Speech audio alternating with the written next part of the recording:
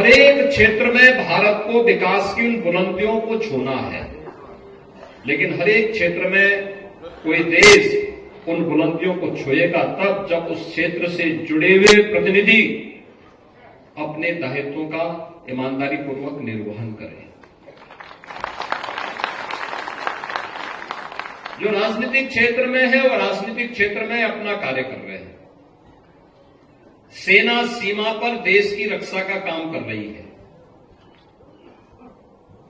जीवन के प्रत्येक क्षेत्र में हर एक तबका अपना अपना कार्य कर रहा है। धार्मिक जगत से जुड़े हुए हमारे पूज्य संतों का दायित्व भी तो यही बनता है और यही वे कर रहे हैं। भारत की सनातन धर्म की संस्कृति दुनिया के अंदर पहुंची तलवार के बल पर नहीं,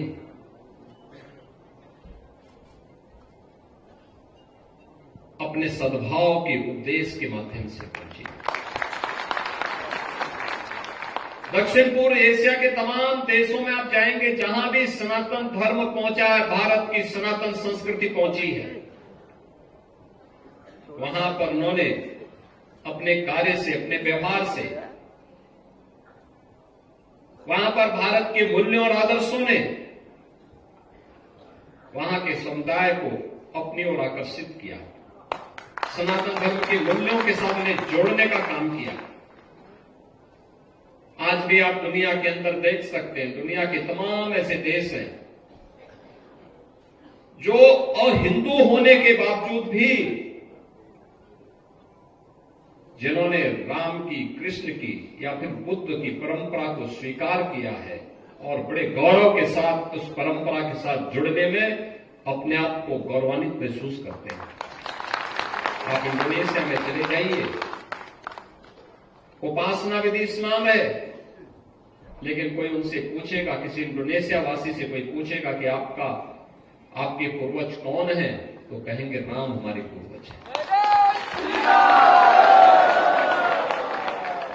आप कंबोडिया में चले जाइए, लाओस में चले जाइए, आप वहां पर जाकर के पूछिए, थाईलैंड में चले जाइए, पूछेंगे कौन है, तो लोग कहेंगे कि हमारे पूर्वज तो बुद्ध थे, महात्मा बुद्ध थे, और बुद्ध के साथ अपना संपर्क संवाद बनाते हैं। आप दुनिया के अंदर किसी न देश में जाइए, किसी न किसी रूप में भारत के साथ वे जुड़ते हुए दिखाई देते हैं। एक अंधकार का युग था, आज से उभर करके हम लोग फिर आगे बढ़ रहे हैं, लेकिन जितना सकारात्मक माहौल है उतनी ही चुनौतियां भी होती हैं, उतनी ही चुनौतियां भी होती हैं। पर याद रखना, कोई भी धर्म, हमें दो चीजों का ध्यान बहुत मजबूती के साथ रखना होगा। सनातन धर्म एक विराट वट वृक्ष है, उसकी तुलना किसी झाड़ और झंकार से नहीं करनी चाहिए, छोटेपन से नहीं करनी चाहिए। दुनिया के अंदर अन्य संप्रदाय हो सकते हैं, पंथ हो सकते हैं, सेक्ट हो सकते हैं, उपासना विधि हो सकती है, धर्म तो एक ही है, वह सनातन धर्म है, यही मानव धर्म है। हमारा खड़दर्शन संप्रदाय, भारत के अंदर जन्मे में जितनी भी उपासना विधियां हैं, वे पंथ और संप्रदाय की उपासना विधि से भले ही अपने संप्रदाय के साथ जुड़े हुए हों, लेकिन निष्ठा और आत्मा सबकी सनातन धर्म में बसती है। इसीलिए तो हम सब एक साथ यहां बैठे थे, एक साथ बैठे, कोई भेद नहीं। जब हम संत एक साथ मिलते हैं तो ऐसे मिलते हैं जैसे गुरु भाई मिल रहे हो आपस में, कोई भेद नहीं होता। हम लोगों पे भी, मैं तो इस चीज को अक्सर देखता हूं कि कभी कोई ऐसी बात आती है, कहीं किसी संत पे संकट आता है, हम उस समय संप्रदाय नहीं देखते कि नाथ संप्रदाय का है या कोई मेरा परिचित संत है। अरे संत है, वो संत तो सनातन धर्म के लिए काम करता है, उसकी उपासना विधि अलग हो सकती है, वो एक दर्शन विशेष को लेकर चल रहा है, सबका उद्देश्य तो एक ही है, एकम सद विप्रा बहुधा वदंती, यही हमारा लक्ष्य है। और इसीलिए महाकुंभ के इस पावन आयोजन के साथ, उसी पवित्रता के साथ हम सबको एक संदेश देना है, देश दुनिया से आए हुए लोगों को देना है। और जो बार बार जिसके बारे में प्रधानमंत्री जी का आग्रह है कि महाकुंभ का संदेश एकता से ही अखंड रहेगा देश। याद रखना, भारत सुरक्षित है तो हम सब सुरक्षित हैं। भारत सुरक्षित है, हर संप्रदाय, हर पंथ सुरक्षित है।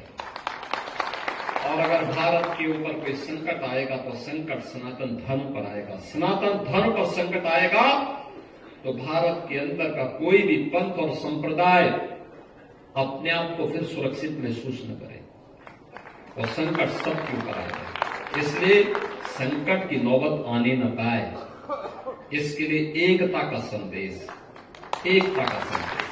आपने देखा होगा क्या पवित्र भाव के साथ महाकुंभ का आयोजन, कोटि कोटि श्रद्धालु आ रहे हैं। आज यहां पे प्रयागराज में कुंभ क्षेत्र में, कुंभ मेला क्षेत्र में, कुंभ महानगर में, इस कुंभ महानगर में 2 करोड़ श्रद्धालु वर्तमान में इस समय यहां पे है। सभी सड़कें चौक हो चुकी है, एकदम भरा हुआ है और लगातार ये चलेगा। आप अनुमान करिए, हमारे पूज्य संत जन दुनिया के तमाम देशों में जाते हैं।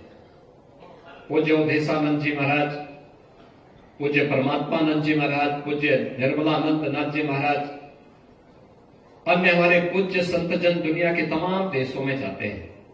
आप मुझे बताइए कि पिछले 10 दिनों के अंदर महाकुंभ के संगम में, त्रिवेणी के पावन संगम में 10 करोड़ से अधिक श्रद्धालु अब तक स्नान कर चुके हैं कल। और अगले 35 दिन के अंदर, जो बचे हुए 35 दिन हैं, इन 35 दिनों में ये संख्या पहुंचेगी 45 करोड़ तक। दुनिया के अंदर कितने देश हैं? दुनिया के अंदर कितने देश हैं जो 45 करोड़ लोगों को एक अस्थायी सिटी में आमंत्रित करके उनको जोड़ने का संदेश दे रहा है? और दुनिया के अंदर कौन सा ऐसा देश है और जहां पर कोई भूखों नहीं सो सकता?